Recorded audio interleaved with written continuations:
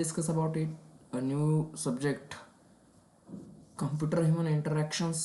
तर आपण चालू करत आहोत. तर सर्वात मी पहिले तुम्हाला प्रेझेंटेशनचा परिचय करून देतो. म्हणजे तुम्हाला जेवढे पण नावं दिसतात त्याचा मी परिचय करून देतो. सर्वात पहिले श्वेता MSc BEd मॅडमने केलेला आहे किंवा BTech मॅडमने केलेला आहे. तिचं कोणी MS झालं आहे.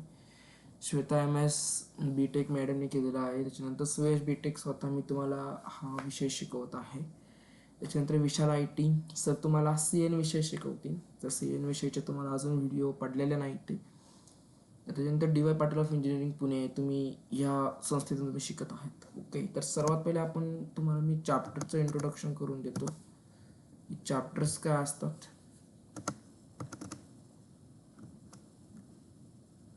ओके, तर चॅप्टर्स बघायला गेले तर चॅप्टर्स आपल्याकडं टाईप ऑफ कम्प्युटर्स आहेत. तर विंडोज 7ची इन्स्टॉलेशन कशी केली जाते, विंडोज इन्फॉर्मेशन प्रोसेसिंग सिस्टम्स काय असतात, त्याच्यानंतर तुम्हाला major components of information processing systems पाहायची आहे. Function of information processing system, basic unit and measurements, the processor systems of CPU तुम्हाला बघायचं आहे. Why computer nets of software तुम्हाला या ठिकाणी बघायचं आहे. तर सर्वात पहिले आपण बघूया टाईप ऑफ अ कम्प्युटरच्या ठिकाणी आपल्याला बघायचं आहे. तुम्हाला टॉपिकचे मी तो इंट्रोडक्शन दिलेलं आहे. ही तुमचं आहे type of computer. The 4 type of the computers. In first type now will discuss about it micro computer. Second type it discuss about it mini computers. Mainframe it discuss about it. Mainframe is discuss about it. Mainframe computers. That next are supercomputer. That next first microcomputer can be classified into desktop PCs. Okay, the side on the desk. So डेस्कच्या साईडमध्ये ते आपल्याला PC ठेवलेलेच असतात. Really मुव्हेड असतात. Large and Bulkley असतात, म्हणजे खूप जाड पण असतं आणि खूप मोठं असतं. The memory capacity, graphic capacity and the software averagely vary from one computer to another. Use to both business and home ॲप्लिकेशनसाठी पण हे वापरले जातात. Memory eligibility and memory capacity खूप जास्त होती, याच्यात कमी वगैरे मीडियम होती, म्हणजे एवढी काय नव्हती. दॅट तुम्हाला हा पॉईंट विचारू शकतात पेपरला. Write down to classified into micro computers. Okay, the next of the micro computers. Micro कम्प्युटर्सचे तुम्हाला डिसएडव्हान्टेज ॲडव्हान्टेज पण तुम्हाला विचारू शकतात. तर मायक्रो कम्प्युटर पोर्टेबल पीसीज म्हणजे लॅपटॉप्स वगैरे होते, लॅपटॉप्स होते. Can be move easy to place.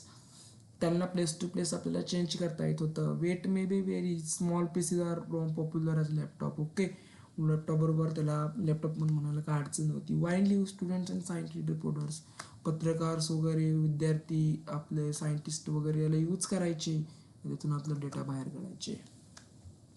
तर मायक्रो कम्प्युटरच्या या ठिकाणी आपल्याला मॉडेल्स पाहिजे आहेत. तर मायक्रो कम्प्युटरचे मॉडेल्स म्हणजे डेस्कटॉप झाले, लॅपटॉप झाले, नोटबुक, स्नॅपटॉप, प्लॅनटॉप. ओके, तुम्हाला या ठिकाणी सर्व काही चित्र दिसतंय ते तुम्ही बघू शकतात.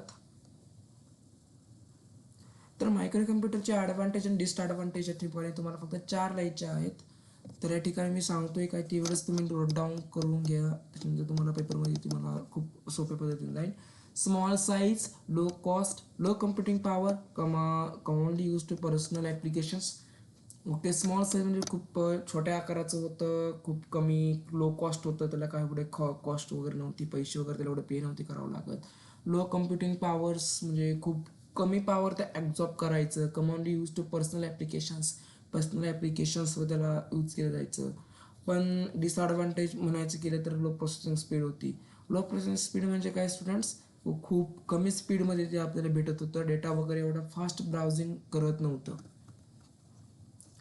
तर यूज ऑफ द मायक्रो कम्प्युटरचे यूज काय, word processing, home entertainment, home banking and printing. तर second type of the mini computers. Mini कम्प्युटरच्या ठिकाणी तुम्हाला शिकायचं आहे. Medium size computers also called the minis, IBM 36, HP 9000 etc. The computing power lies between two micro computers and mainframe computers. That's the medium size. म्हणजे काय, खूप छोट्या साईजमध्ये ते कम्प्युटर आपल्याला पाहायला भेटत होतं. मीडियम म्हणजे एवढं छोटं पण नव्हतं, मोठं पण नव्हतं. That's a medium sizes. Okay, also called as minis, IBM 36, HP 9000 etc.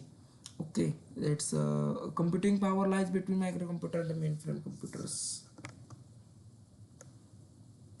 That's a terminals. Okay, terminals जर म्हणायचं गेलं की टर्मिनल्स म्हणजे काय, दॅट्स तुमचा एक सर्व्हर आहे इथं, तुमचा हा दिसेल एक server. That's a disk drive. Disk drive म्हणजे काय, that is a storage device, that is also called as a storage device. That the processing unit म्हणजे काय, CPU, central processing unit, that the processing unit, that is CPU. Tape drive म्हणजे तुमचे जेवढे पण tape drive म्हणजे काय, त्याला आपण डेस्क टेप वगैरे म्हणतो, ते याच्यात आपल्याला, याला आपण काय म्हणतो, टेप ड्राईव्ह असं म्हणतो. एवढे एक्सप्लेनेशन तर काय नाही आहे. तर मिनी कम्प्युटर टू कॅरेक्टरिस्टिक्स याच्यामध्ये आपल्याला विचारले जातात.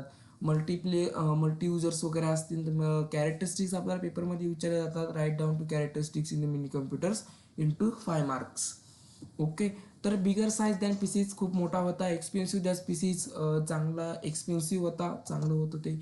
मल्टी युजर्स होता, एकापेक्षा जास्त त्याला काम करू शकत होते त्याच्यावर. डिफिकल्ट टू यूज, खूप अवघड होते वापरायला. More computing power than PCs, more computing power घेत होते पीसीजमधून. Use by the medium size business and organisation, college, libraries and the banks. Okay, त्याला बिझनेसमध्ये यूज करायचे होते, ऑर्गनायझेशन्स, कॉलेज, लायब्ररीज अँड बँकमध्ये त्याला यूज करायचे. तर use of the mini computers, तर use of the mini computers म्हणजे कुठं, ATM मशीन्स. ओके, ATM म्हणजे तुमचं जे तुम्ही रोज पैशाची लेनदेन करतात त्या ठिकाणी ती ATM मशीन आहे. हॉस्पिटल पेशंट रजिस्ट्रेशन इथं केलं जातं. हॉस्पिटलमध्ये पेशंटचे ॲडमिट्स वगैरे असतात, रजिस्ट्रेशन हॉस्पिटलमध्ये पेशंटचा data. Okay, inventory control for supermarkets, supermarket control करू शकत होते त्याला. इन्शुरन्स क्लेम प्रोसेसिंग वगैरे केली जायची त्याला. Small banking, accounting and customer details tracking, त्या ठिकाणी आपल्याला यूज ऑफ द मिनी कम्प्युटर्समध्ये small banking, accounting, customer details trackings वगैरे, अकाउंटिंग वगैरे आपल्याला पाहायला भेटत होतं. त्यानंतर नेक्स्ट पॉईंट आपल्याला शिकायचा आहे मायक्रो कम्प्युटरचे युजेस. ओके, यूज मिनी कम्प्युटरचे ॲडव्हान्टेज और disadvantage. Cater to multiples user त्याला हँडल करू शकत होते. Low cost than main frames, low cost होते compare to main frames. Disadvantage, large and बकली होतं, खूप मोठं आणि जाड होतं. त्यानंतर next type of explain it, main frame known as a enterprise servers. Okay, त्याला आपण काय पण म्हणू शकत होतो, एंटरप्राइज सर्व्हर म्हणू शकतो तो. ऑक्युपाईन एंटर रूम्स ऑर फ्लोअर, तो खूप मोठे मोठे होते. ज्यावर आपली अलमारी वगैरे असते, कपाट वगैरे असतं, त्या कपाटच्या एवढे एक एक एंटरप्राइज सर्व्हर्स म्हणजे मेन फ्रेम होते. तर रूम्स ऑर फ्लोअर शिवाय त्याला कुठंही ठेवता येत नव्हतं. Use of the characterized computing. Okay, characterize computing त्याला करावं लागत होतं. Server distributing users and small server in computer network. Users and small servers in computer network म्हणजे तुम्हाला कम्प्युटर नेटवर्क करायला युजर्स स्मॉल सर्व्हर्सवर ते काम करत होतं, ते काम देत होतं.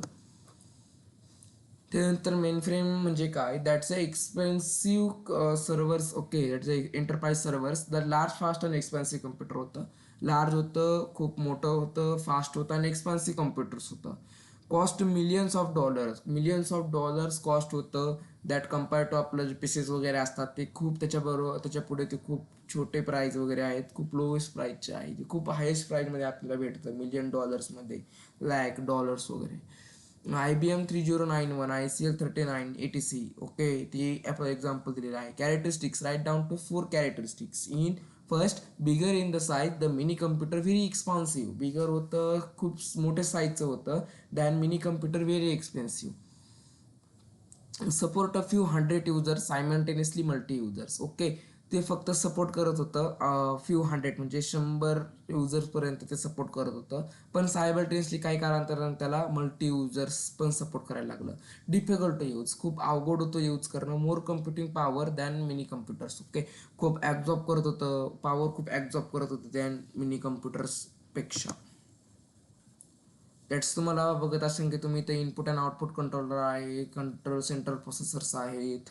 त्यानंतर तुम्हाला मॅग्नेटिक टेप युनिट आहे, टेप कंट्रोलर आहे, डिस्क स्टोरेज वगैरे आहेत, हाय स्पीड प्रिंटर आहे, कंट्रोल काउन्सिलेट आहे, कार्ड रीडर, कार्ड पंच वगैरे अशा ठिकाणी तुम्हाला ते एंटरप्राइज सर्व्हर पाहायला भेटतात.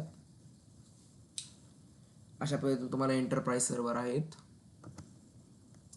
That next type of the main फ्रेमचे ॲडव्हान्टेज म्हणजे काय होतं, support mini users with interactions. एका वेळेस ते बरेच जणांना सपोर्ट करत होतं. लार्ज मेमरी, खूप मोठ्या अमाऊंटमध्ये त्याची मेमरी होती. डिसॲडव्हान्टेज, खूप मोठी साईज आणि एक्सपेन्सिव्ह होतं, दिसायला एकदम आकर्षक होतं. Next type of the super computer that is fastest at the expensive. खूप फास्टेड होतं आणि एक्सपेन्सिव्ह होतं. Use by the application molecular chemistry, nuclear research, weather report वगैरे, हवामान विभागाचे रिपोर्ट्स वगैरे हे देत होतं. ॲप्लिकेशनसाठी यूज करायचे, मॉलिक्युलर केमिस्ट्रीसाठी रिसर्च करायसाठी यूज करायचे. Consist of the server computers then work is a parallel as a single systems. Okay, single सिस्टमवर सुद्धा पॅरलर वर्क करायचं. That's super computer that's is advantage. That speed खूप चांगली होती. Disadvantage, generate the large hit amount hit during operation. त्याला खूप large हिटमध्ये ते absorb करत होतं, खूप लार्ज हिट लागत होती आणि त्याला कूलिंग सिस्टम खूप फास्ट लागत होती. त्यानंतर इन्स्टॉलेशन विंडोज 7 आपण बघूया. इन्स्टॉलेशन विंडोज 7 कशी केली जाते ते आपण पुढच्या व्हिडिओमध्ये मी तुम्हाला इन्स्टॉलेशन विंडोज 7 सांग